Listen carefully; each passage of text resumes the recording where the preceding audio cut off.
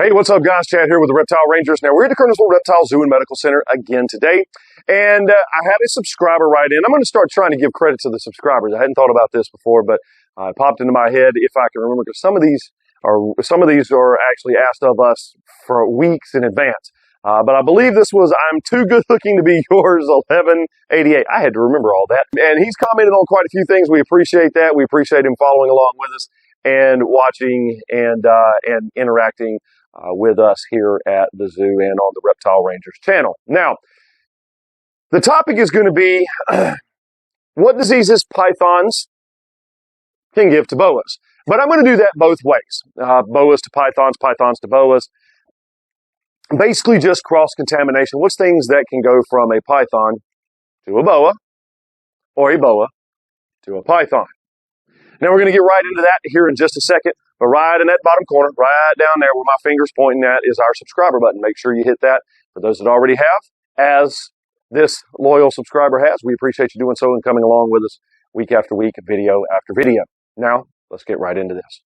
All right, so this subscriber wrote in and said something to the effect of, I had a boa that died, and the only other thing I had in the room was a python, and they weren't necessarily in close proximity, but what are some diseases, essentially, or some things that can cross from a python to a boa?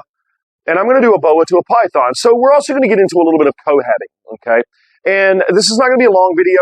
There's not really a lot of information to give in a question like this, just some broad, basic information, because science are just now starting to really tap into the grand vastness of what can cross from one animal to another, what affects one animal or another, and I guess in a sense, how those issues can affect each specimen in each species.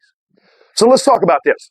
So when we talk about pythons, okay, pythons, we know that respiratory infection and nidovirus, and nidovirus especially has become one of the big ones that pythons, ball pythons especially, it's called BPNV, ball python nidovirus, okay? And that can transmit to other species. I've actually dealt with a couple of issues or been asked on a couple of occasions in a couple of groups that I'm a part of about, one was a retic that had nido, was tested positive for it. One just the other day, a Burmese python that tested positive for nido, and some of the things. Yes, it is absolutely possible to get your snake past nido, but it's not easy, it's long-term, and it may carry asymptomatic. It may asymptomatically carry the virus all of its life.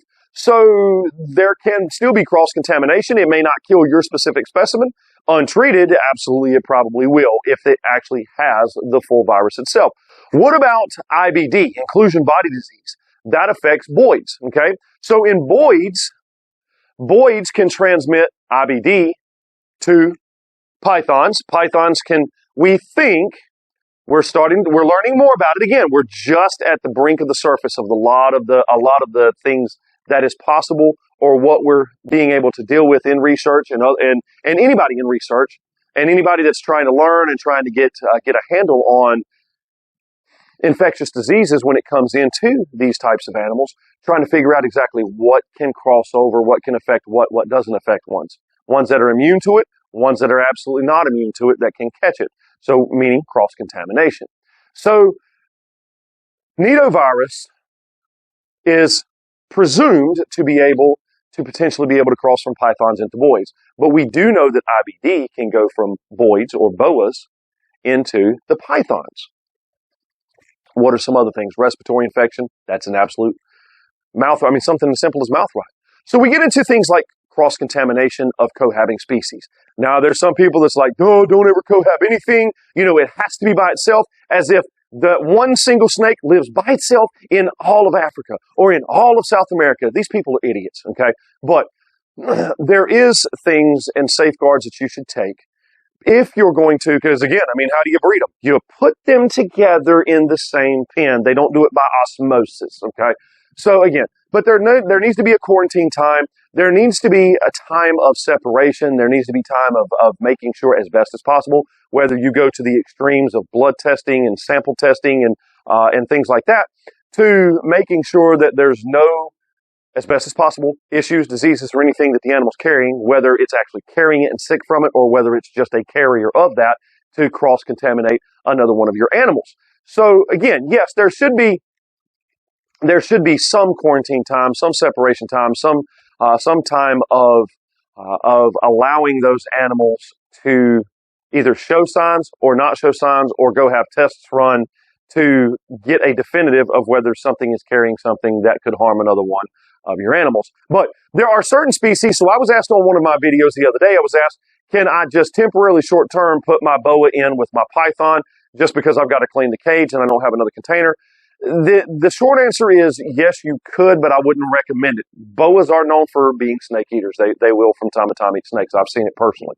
And so I would just avoid that, not to mention the fact when it comes to totally different species like that, I try and avoid doing that even myself, and even telling anybody, just don't take the chance. Because let's say the boa has IBD, it can give it to the snake, to the ball python, or whatever the python is. Let's say the ball python has nidovirus. Then it's possible, we are starting to learn, it is possible, there's a chance that can cross over to the boa species. And so we don't know about these issues transferring over to colubrids.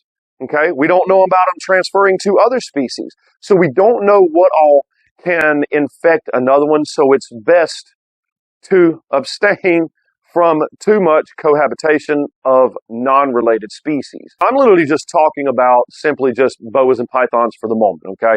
I'm not getting into all the many different species that's out there. And a lot of these animals do live together in the wild. They can do just fine in the wild, and so on and so forth. So in a big enough habitat, and a nice enough habitat, more elaborate habitat, you can do some cohabiting of species.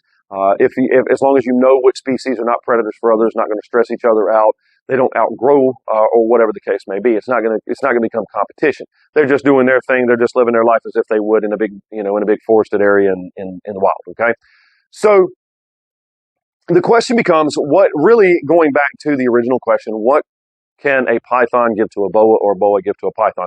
Well, there's several things. I mean, the key ones, the most concerning ones would be nido and IBD. Okay.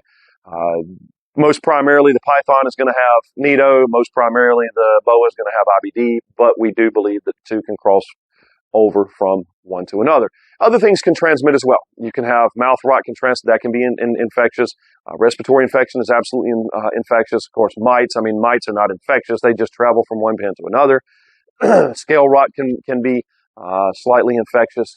Can bacterially go from one to another specimen and start doing that. So there's several things that can become cross-contaminating and infect from one to another species. So you need to just make sure that you always, of course, keep up with the cleanliness of the habitat. You're always maintaining the health of the animal, and you're always watching the animal itself, or each one of your animals, as much as possible, just to make sure if you see any signs of anything that might be concerning, then you're either quarantining the animal, you're having a test run. Tests are expensive, and anybody that knows, I don't tell them to go see a vet, because half the time vets don't have a clue what they're doing in the first place, even if they say they're an exotic vet. So, I mean, that's just, you're just throwing money out the window in a lot of cases.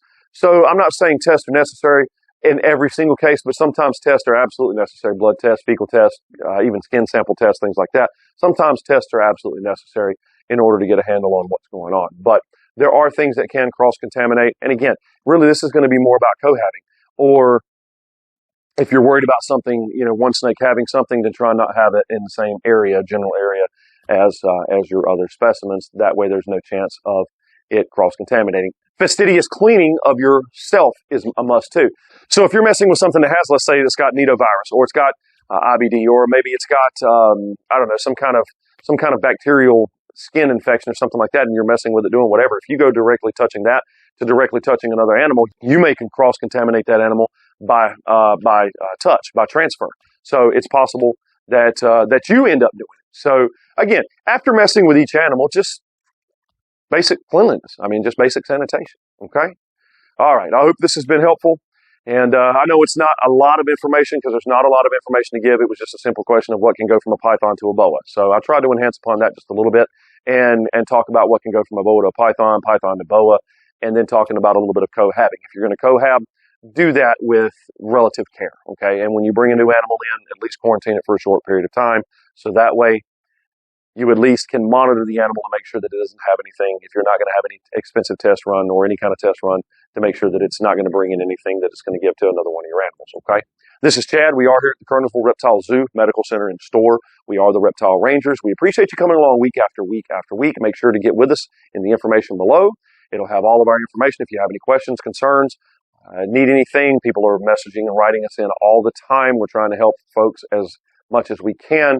We do appreciate people that do write us in, giving us other topics to film on, as this gentleman did. And we do appreciate that. And feel free and write us in and let us know of other things that you would like for us to film about.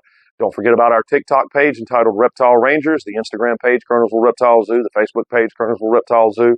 And, of course, we are here at the store and zoo itself. If you need anything or if you're looking for anything, feel free and get in touch with us, as we do carry pretty much everything for any type of cold-blooded animal to inverts. Now, again, we appreciate you coming along and following along with us, and we'll either see you here at the zoo or we'll see you on the next episode. Later.